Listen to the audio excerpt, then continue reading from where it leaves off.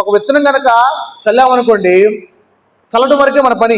కానీ ఆ యొక్క విత్తనంలో నుంచి దేవుడు ఒక పంటని బయటకి ఇస్తాడనమాట.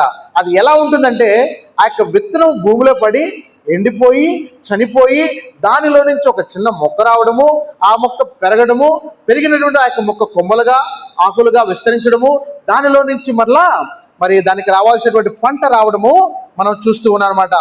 చూడండి, అటు తర్వాత వెన్నులో ముదురు గింజలు తనంతట తానే పుట్టించును. పంట పండినప్పుడు కోతకాలం వచ్చినదని సేద్యగాడు వెంటనే కొడలు పెట్టుకోయినని చెప్పాను. చూడండి, దేవుడు కూడా మరి ఒక టైం కోసం వెయిట్ చేస్తా ఉన్నాడు. ఒక టైం కోసము వేచి ఉన్నాడు అనమాట. పంట బాగా పండాలి. ఎప్పుడు పండాలి?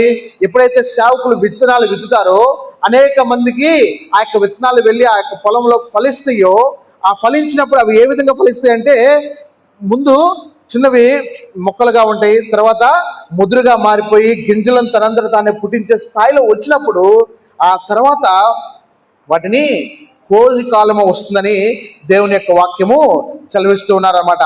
కాబట్టి కోయి కాలం అంటే మనందరికి కూడా ఒక టైం రాబోతూ ఉన్నది, అందరికి కూడా ఒక జడ్జిమెంట్స్ రాబోతూ ఉన్నది అనమాట. ఎప్పుడైతే మరి ఈ యొక్క వాక్యం విత్తినప్పుడు ఎవరైతే స్వీకరిస్తారో, వారి యొక్క హృదయంలో ఫలింపజేసుకుంటారో, నిజంగా వారి యొక్క హృదయంలో ఆ యొక్క దేవుని రాజ్యం యొక్క పంట పండి దేవుని యొక్క రాజ్యం యొక్క సూచనలు వారి యొక్క జీవితంలో కనిపిస్తాయో, ఆ యొక్క కోయి కాలమున వారంతా కూడా నూర్చి ఒక మంచి సమూహంగా చేర్చబడతారనమాట.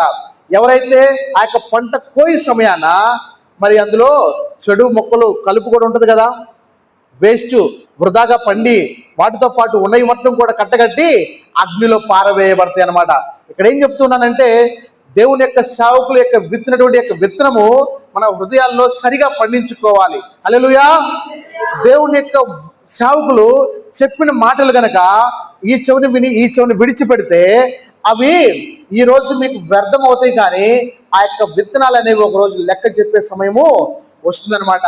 ఏ ఒక్క మాట కూడా ఈ యొక్క బలిపీఠం నుంచి చెప్పే మాటలు వ్యర్థం వెళ్ళవు. కానీ ఆ యొక్క విత్తనాలను కనుక అంటే వాక్యాన్ని మన హృదయంలో ఫలించుకొని మనం ఒక మంచి మొక్కలాగా, ఫలమిచ్చే మొక్కలాగా, ఆ యొక్క ముదురు గింజలను కూడా ఇవ్వగలిగినటువంటి అంటే వృద్ధి చెందినటువంటి ఆత్మీయ స్థితిలో కనుక మనం కనుక వృద్ధి చెందితే వాటన్నిటిని కూడా కోసే సమయాన దేవుడు మనల్ని ప్రత్యేకించి వాటిని దేవుడు నూర్చి ఒక